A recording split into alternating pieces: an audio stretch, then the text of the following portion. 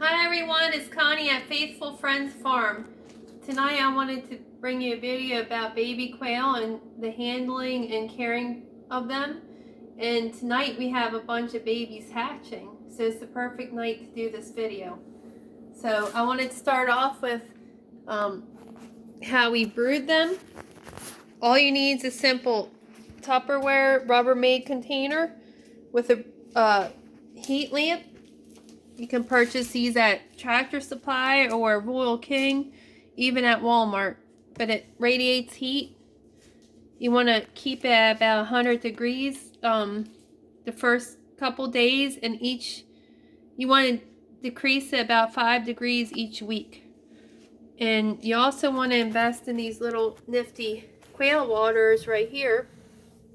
You see how narrow that rim is? You need a narrow rim because the baby quail will jump in there and they will get wet and they'll get chilled and they'll die from that. So you have to really pay close attention to that. You can't use just baby chick waters. You need to get the bases that are very narrow like this. And then a small feeder like this. We use a high protein turkey game bird starter ration for them when they're little like this. And then eventually we're decrease the protein to like a broiler ration, which is good once they get a little bit older. They're feathered out and close to the time of laying. So I put 2 little waters in here. I've had the brooding lamp going for a couple hours now, so it's warmed up their box and the bedding. And I'm going to show you what they look like. They're very adorable. Oh, and I also want to point out, when you do the brooding lamps, you want to really make sure you have it secure. I might be a little bit extreme with this, but it's better to be safe than sorry. I've heard about a lot of house fires and barn fires because of these not being secure. So I have a zip tie just holding that snugly to the pole, and I also have a string that's tied in case one or the other fail. It just gives it a little bit more stability. I also want to point out that I have space between this and the Tupperware container, because this can get really hot and it can melt that plastic. So you don't want it butted right up against it. You have to be really careful with these. And I usually use the red light because that keeps them from pecking each other as badly rather than the white light. And over here we have our babies. I'm going to go ahead and take some of them out.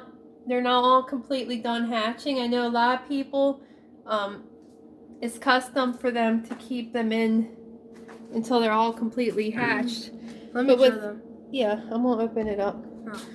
With quail, they dehydrate really easily, so I like to take out the new hatchlings in like batches of 2. I'd rather do that than wait till they're all done hatching. Like I said, they dehydrate quicker than like a duckling or a chick because they're so much smaller. Now, they've been in here since the 13th. Today's the 29th. 29th, Bobby? Yeah. So, it usually takes about 2.5 weeks for them to hatch. I have the incubator set at 100. I usually don't increase the humidity till like the last 3 days before they hatch. So right now, the humidity is like right around 40%. It helps them hatch a little easier. So here's the ones we've had hatch so far.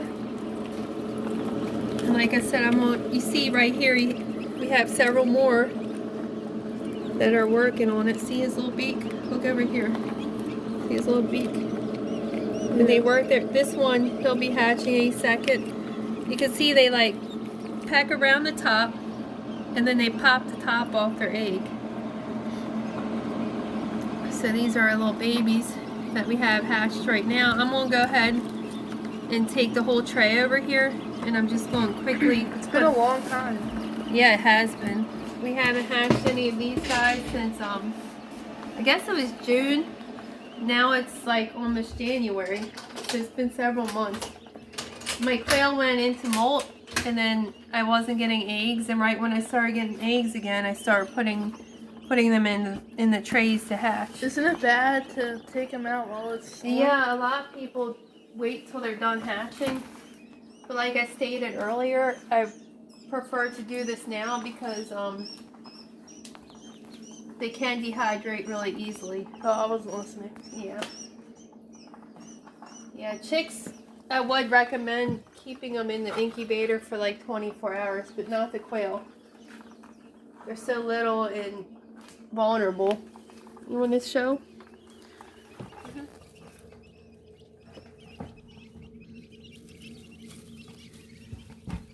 They are kind of cute, but they get boring. Yeah, if you hatch them like we used to. Yeah. We used to hatch. It's been a long time. We used to now. hatch several hundred a week. Yeah. Now I'm down to I'm gonna be hatching maybe like 100 twice a month, maybe. I'll never do it as big as I did because it's just too much of a commitment. Yeah, it's a lot of. You need to take care of them a lot. Yeah, they're very involved. We're raising pigs right now. They're so much easier than poultry, in my mind. I mean, you feed them and water them once a day. Poultry, you just have to constantly keep an eye on them.